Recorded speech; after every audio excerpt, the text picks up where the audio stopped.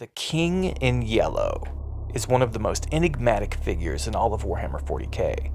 For decades, he has been sought by the Inquisition and earned the ire of the Imperium. What he wants has been known to us for years, but his identity has been a dark, hidden secret. That is, until the end of the novel Penitent. His name is revealed, and one of the greatest villains in the entire setting is shown to be one of the greatest heroes that ever existed. The Warhammer community's head has been spinning since the big reveal, which has been a few years now. But what if I told you that the name of the Captain General of the Adeptus Custodes, Constantine Valdor, may just be a false flag, a red herring? A sly misdirection that is meant to leave us with a massive cliffhanger. But in the end, it is not the name of the king himself, but of a cutout, of an agent who is representing the King in Yellow and his agenda, who acts as the face, but is another layer of deception and intrigue that is designed to protect the real identity of the Yellow King. And I do think this may be the case, and there's quite a bit of evidence and many clues to this being so. So, in this video I intend to lay that out for you guys to take a look at and judge for yourselves. But the main thing about the Eisenhorn versus Ravenor books, especially the Bequin sequence, is that they're not exactly cut from the same cloth as the other books in the setting, Warhammer 40K, or Horus Heresy era works. The closest thing to them, because of the depth of subtlety and metaphor, is the Siege of Terra arc at the end of the Horus Heresy series. Dan Abnett has layered the metaphors and the symbolism in this series rather thickly. So, the Bequin books are not bolter porn, though there is plenty of fighting, sometimes including bolters. They aren't exactly military sci-fi, and they aren't exactly anything that is normal or common in the Black Library catalog. The Bequin books and the Eisenhorn vs. Ravenor series overall are spy novels. Now sure, they're set in a gothic, semi-medieval, Renaissance, Lovecraftian, cosmic horror setting. They have elements of action-adventure in a universe that typically revolves around space fantasy and military science fiction. But they are neither of those things. These books are more like a Jean Le Carré thriller or a Robert Ludlum or Tom Clancy book than they are a typical Warhammer 40K book. Now, why would that be important? Because of the tropes. Because of the literary devices used throughout such stories and the key differences in that kind of storytelling. This is a story of intelligence gathering, of cloak and dagger intrigue, of double crosses upon double crosses. It has all the classic spy thriller espionage tropes that are seldom seen in Warhammer 40K outside of these stories. But it does have enough icing on the cake, enough of the regular grim darkness of the far future going on that it feels familiar, and it is easy enough to get caught up in the pacing and the action without stopping and noticing the intricacies of the intrigue that is playing out. One common theme in the books is that nothing is as it seems. Another common theme in the books is the blurring of lines, alliances, loyalties. Such organizations as the Immaterial College or even Eisenhorn's retinue are prime examples of this. Loyalists to the throne and heretic alike stand shoulder to shoulder on multiple sides of the conflict. So why do I think the name Constantine Valdor is a red herring? Because of several reasons, but first and foremost it is because I would write it that way myself, keeping in mind that it is a spy novel before all other things. The name is essentially the MacGuffin that they've been chasing the entire book in Penitent. They believe that if they get the true name of the King in Yellow, then they will have power over him. But not long before it gives us this name, there's a moment where Beta Bequin goes back over what they've uncovered, what they know, how they found it all, and she ponders all that she's been through. Beta thought that all the clues, all the weird tinfoil hat stuff that they went through before getting the cipher to Lillian Chase's journal led to the conclusion that the King in Yellow was a primarch. Not just any primarch, but one of the lost primarchs, specifically the primarch of the 11th Legion. That's what the Gematria said. That's where the trail led, and that made sense. The delivery of Valdor's name at the very end of the book felt like a rug being pulled out from under the entire story at that point. It felt jarring and out of place. And I'm not going to lie, a literal chill ran up my spine, like 30 years of lore all culminated in one moment. I was overwhelmed with a dopamine rush as serotonin flooded my system. But there are some very serious moments that get glossed over and overshadowed by the name reveal. And let's be honest, this is just raw intel. It is a single, unverified source. That is all. They've worked so hard and been through so many trials and tribulations and suffered both physically and psychically that it is delivered to a group of desperate people. Yes, even Eisenhorn, even Ravenor. So let's just say that if you're an intelligence officer and you have a single source that you're unable to verify and you're unable to corroborate with another source, then you wouldn't even bother putting that in your report. So is the big reveal about the identity of the king legit, given that mindset? No, it's more in question than ever. So Beta believes that somehow Lillian Chase is in fact Mom Mordaunt, her former mentor at the Maison Dieu, the cognate cell that raised and trained Beta. Lillian is a character from the Heresy era. She would be 10,000 years old, or 9,500 at this point, as the Penitent novel takes place about 500 years before the current 40K timeline. And one thing we know about Mom Mordaunt is that she cannot be trusted, not truly. And we know that she did indeed she once worked directly for the Yellow King. But this series is all about mirroring. As above, so below. Literally, with the city of Queen Mab being the physical universe's mirror image and Portal 2 the impossible city, the City of Dust. And Mom Mordaunt's arc would be mirroring exactly how Eisenhorn used Bequin to infiltrate, even without her knowing, Ravenor's camp in order to reunite with Ravenor and share their respective camps' knowledge, as they both had a piece of the puzzle that the other didn't have. Well, again, this is a spy novel. Is Mom Mordaunt Lillian Chase? Is she truly on the run from the King in Yellow, or is she still serving him? She did just completely disappear, as Beta Bequin and Renner Lightburn fled the Grails. One moment she was right behind Beta, holding back the Grails with her Interrex Xenos pistol, which was awesome to see something like that coming into the setting, a relic from the Great Crusade era. There are a lot of relics in this story. But yeah, I don't trust Mom Mordaunt at all. She's cognate. She could be playing a hand that suggests she's on the run from the Yellow King, but may in fact just be doing that to gain trust from Bequin and thus Eisenhorn and Ravenor. She's trying to control the narrative, in other words. But back to relics and symbols. Remember in the first Bequin book when she's shopping in the beginning of the story and finds that model rocket from our time, actually from about 50 to 60 years ago now. It was a Soviet model rocket with a CCCP written on it. Well, it looks like that, but it's really Cyrillic and says SSSR. Why do you think he put that in the story? An ancient artifact of Terra sold at an antique shop, priceless beyond compare. Just an old plastic Soviet rocket ship to us. A kid's toy from the Cold War. It's a symbol, a piece of propaganda in our time. But in hers, it's an enigma. The Cyrillic abbreviation for the Soviet Union and the red Soviet star symbolic of the great game and the great enemy of the West. A nod to every single spy story written since like 1950. Who are the bad guys that are militarily strong yet end up getting thwarted by espionage intelligence? The spy game. That symbol, thrown in so early in the first book of the final arc of the story, is very telling.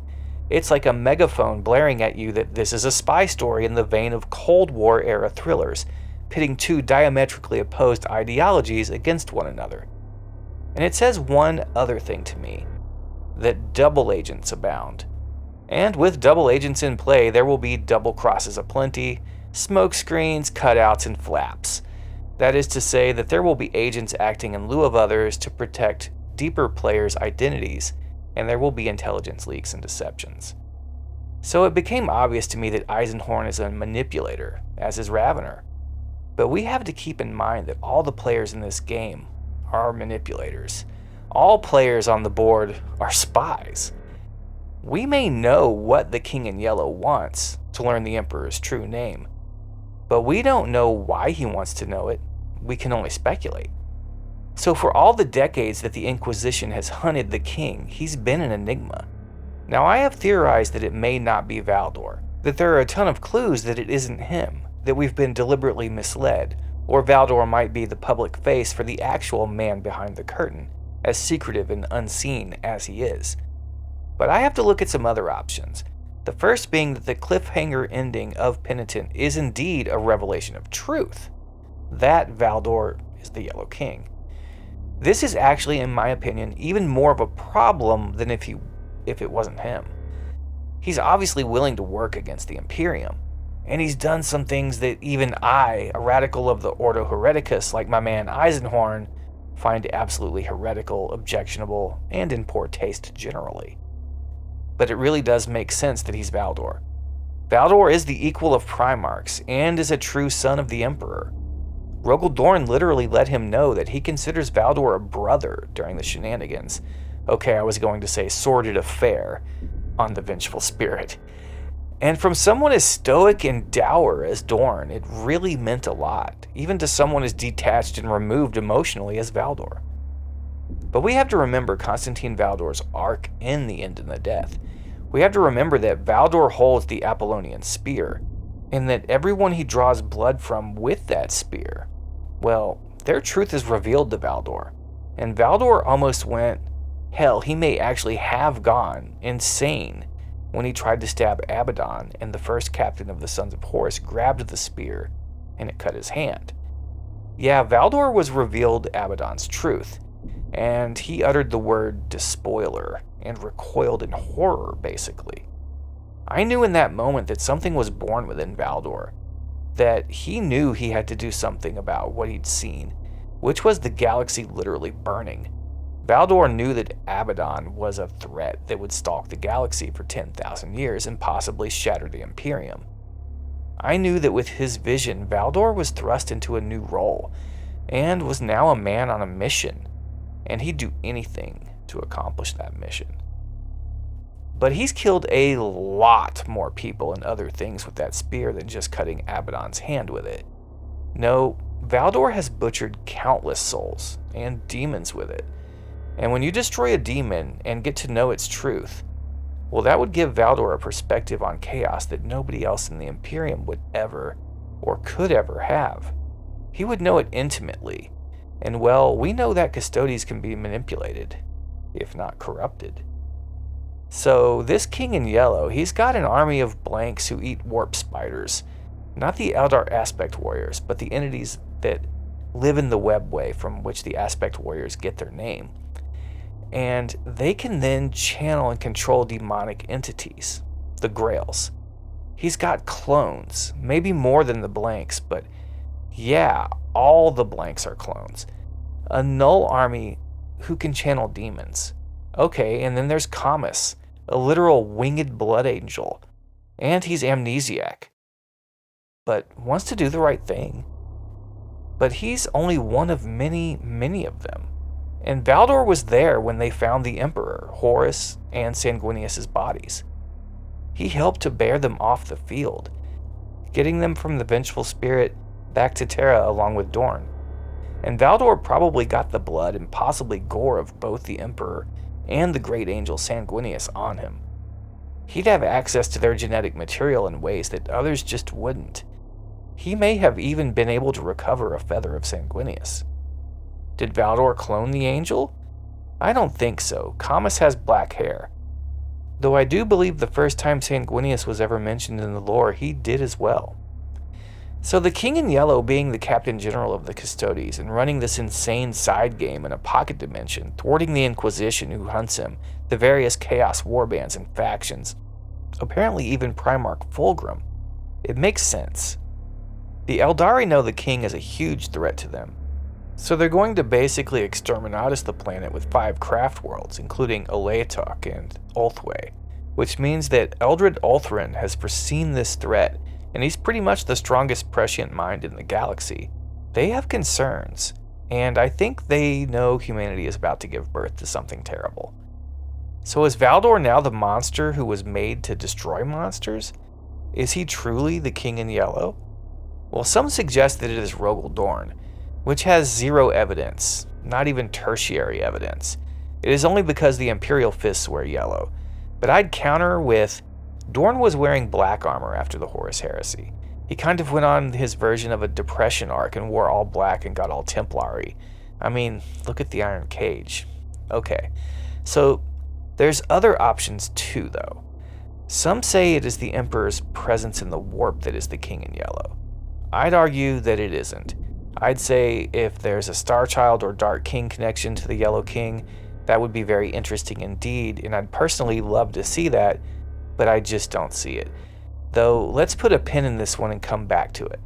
Though it would be even more ironic, in a very Warhammer 40K way, for the Emperor himself to be working against the Inquisition than for it to just be the Captain General of the Adeptus Custodes. I think the Emperor is capable of doing that kind of evil, so I won't rule it out, but I don't think it's him at all, though it would be very interesting to be wrong about that. But the themes that run through these books, and the tropes, we have to remember the tropes, and we have to remember that Elizabeth Bequin is dead, and Beta Bequin is simply a Gola or clone. Bequin has repeatedly been used by factions that are deceiving her. But what if she's the ultimate deceiver, the ultimate deception? What if she's truly loyal to the King in Yellow, and she doesn't even know it? The Cognitae, who at the time served the King, did create her. She could be the ultimate plant. I mean, Eisenhorn manipulated his reunion with Ravenor through faking his death and driving Bequin to seek Ravenor. It is very, very deceptive. But this series is a mirror. And what is the mirror image of that? I don't know, but I'm willing to bet that Bequin, being a deep plant double agent and not even aware of being that, well, that's exactly the kind of genius someone who is good at writing spy thrillers would do. And there's the theme of conflicting loyalties, gray areas, and enemies working in cahoots with each other to achieve occult, hidden, arcane goals all throughout. The Immaterial College, 6 space marines who appear across time and space when the name of their group is spoken. They're summoned. Led by a Tzeentchian sorcerer of the Thousand Suns, this group of 6 marines has an Iron Warrior and a Night Lord, but also an Iron Hand, a Raven Guard, and a Dark Angel. And they seem to be operating outside of any sort of organizational structure yet revealed in 40K, and possibly they may even be from the Heresy era, and ancient. So we see complete enemies working together as some sort of A-team of Astartes, and we don't know their agenda, though we do know that they can stand against the Grails. So, conflicting loyalties, spies out the ass, a story with more subterfuge and intrigue literally than Tolstoy's War and Peace. It almost seems like the perfect place and time for the Hydra himself to make an appearance. And indeed, I'm a true believer that this did in fact happen. Bequin has already learned the histories of the primarchs, and between books seems to be quite a bit more knowledgeable than even she was before, which was quite a bit more than the average Imperial citizen. In the Maze Undue, they had tapestries of them, and some secrets were revealed on those tapestries that Bequin probably took for granted, which she looked at every day. And Bequin knew that 2 of the primarchs had been redacted and removed entirely from history. Most people don't know that. She knew of the 9 who stayed loyal and the 9 who turned traitor, and the Imperium as a whole doesn't really talk much about the traitors. Many worlds wouldn't even recognize a Chaos Marine if they saw one.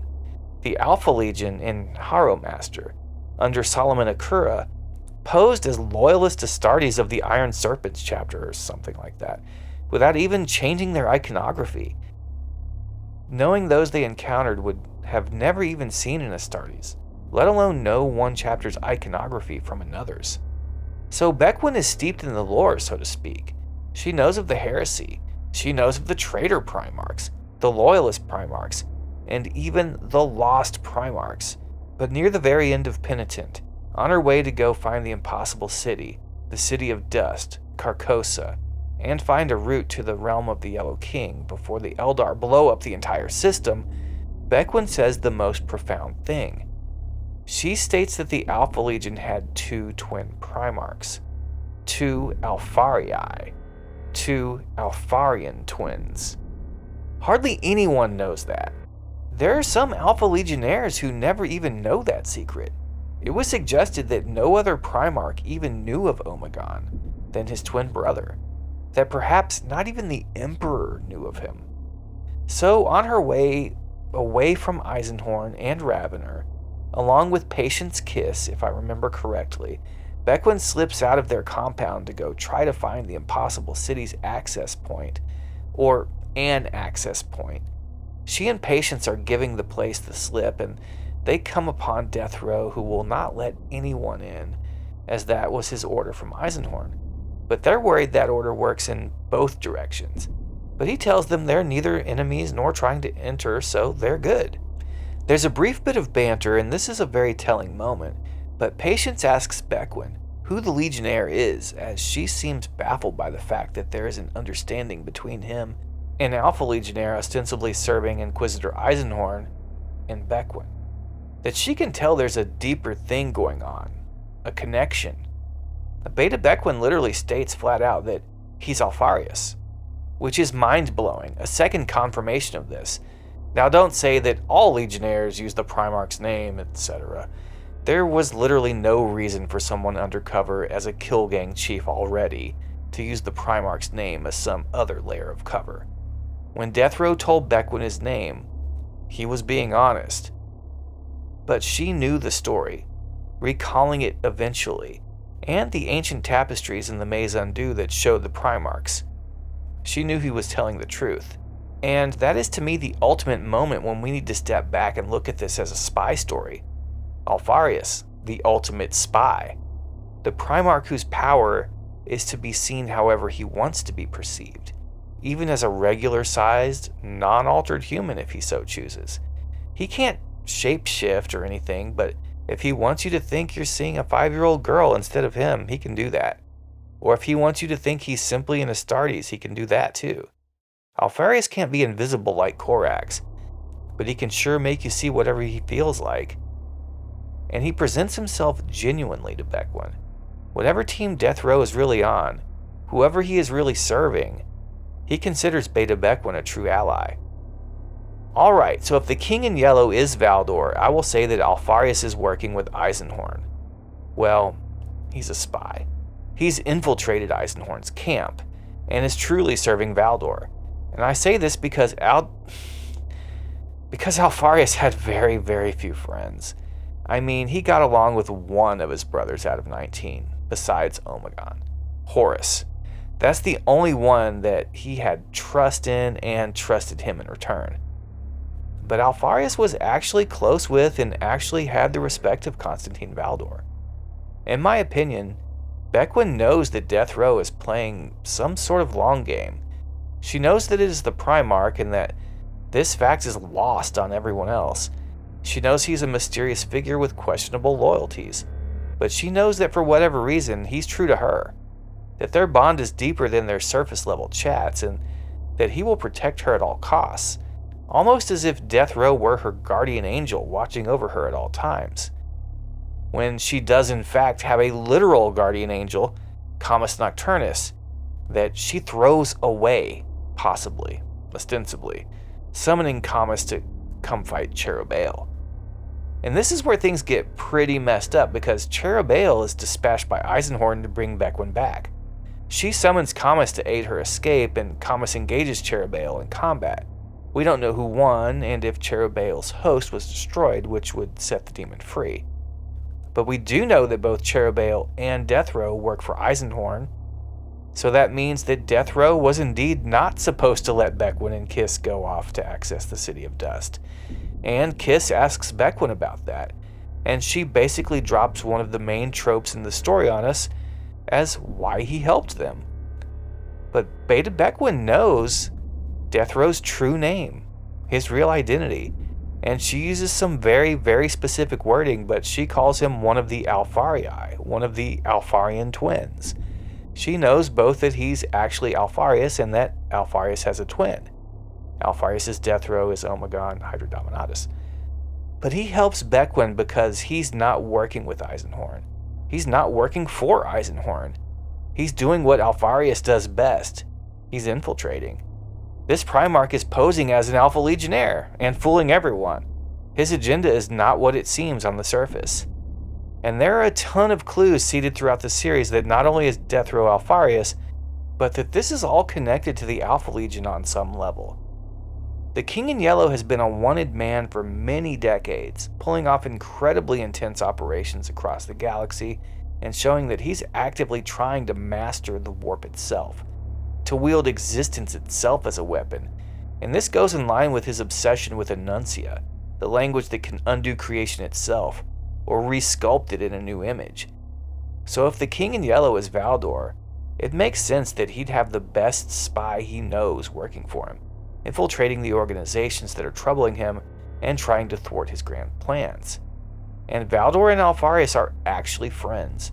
Not only that, but they literally respect one another and are equally matched in melee combat. Neither one could best the other. Whatever the King in Yellow is doing, Alfarius is in a key position. If he is truly serving Eisenhorn and the Inquisition, then he's in the perfect spot to be a major player and make his hand felt on the playing out of events. And if he is actually working with the King in Yellow, then, again, he's perfectly positioned at the highest level of infiltrating the Inquisition. Whatever the agenda of the King in Yellow is, he's obsessed with Enuncia, promotes chaos cults like the Cognite when it suits his purposes, clones armies of blanks that he weaponizes by turning them into grails, has an army of either winged blood angels or possibly sanguineous clones or replicas of some sort. And Camus did basically tear apart a fully armored Night Lord Psyker when he was absolutely unarmored and totally naked himself. Sounds a bit Primarch level. But we have to remember that this is not only the story with the most metaphors that I've ever seen, but it is a spy story. Nothing is actually what it appears to be on the surface. That is probably the main theme that runs throughout this entire series of books. Nothing is only skin deep. Everything has a dark mirror, a flip side to the coin, equal and opposite, yet intrinsically connected and intertwined. The city of Queen Mab, the city of Dust, the Impossible City, they're two sides of the same coin. So who is the opposite face of the coin to which the King in Yellow belongs? I know some people who think it is the Emperor himself, and they actually have some sound arguments, based strongly in the lore of the Dark King. But here's where I want to touch on something controversial. If the Dark King and the Yellow King are connected, possibly the same being, is it possible that the part of himself the Emperor had to cast away to rid himself of the Dark King was picked up by Valdor somehow? The book, The Journal of Lillian Chase, that supposedly contained the name of the King in Yellow, it had a recurring theme of 11 appearing throughout the cipher, and this led Bequin to believe that it was indeed the 11th Legion's Primarch that was the Yellow King. But 11 does in fact refer to malice as well, and malice is growing in the warp, growing stronger the more it can harm the other gods as he does. This could be why the four gods each have factions that are interested in and actively working against the King in Yellow.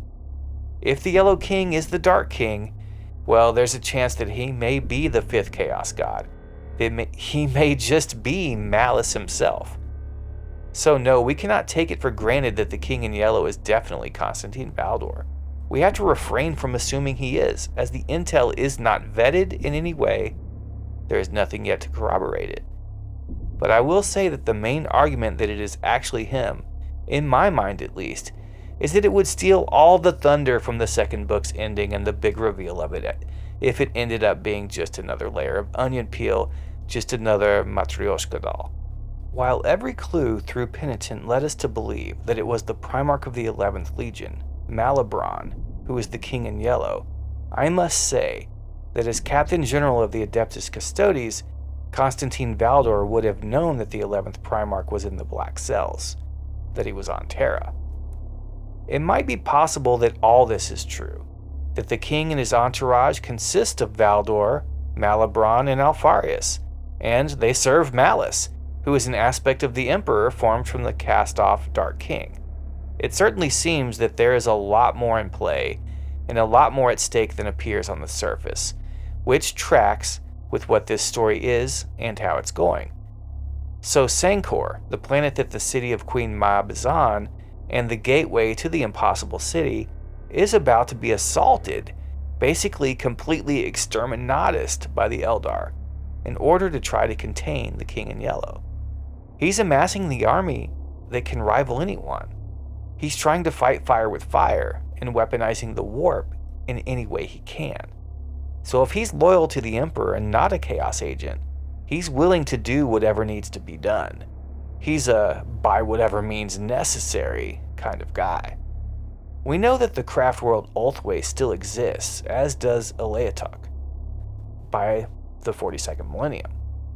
But this is 500 years before that, so we have to assume that this situation does one of two things.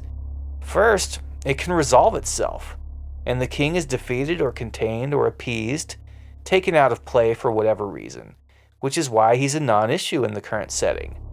Or second, this may still be playing out in the background in the current Warhammer 40K setting, which is a lot to think about. I love the enigma, but even more than that, I love knowing. I'm just wired that way. So I really am having a hard time waiting for the final book. The anticipation is nauseating when I think about it too much. So I need to know the actual answers to these questions. And like Eisenhorn, Ravenor, and Bequin, I'm asking who the King in Yellow is. But unlike 99% of the Warhammer community on this one, I don't trust the intelligence until it's been analyzed, verified, legitimate, and corroborated by multiple sources. Not enough to bet on, that is. My gut does tell me that it is right, but that there's going to be a major twist to it, and none of us will see it coming. Anyway, what do you all think?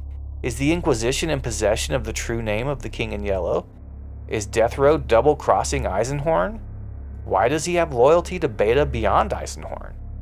Anyway, don't forget that the literal Legion number of the Alpha Legion is 20, and when represented as Roman numerals is XX, the double cross. Thanks for listening to my insane rants about the literal avatar of madness and insanity himself. Shout out to my channel members, you guys are amazing, and you make what I do possible. Diomedes 22, Moose Palace, Jeremy O'Connor, and Alfarius. Yes, the actual Alfarius is a member of this channel.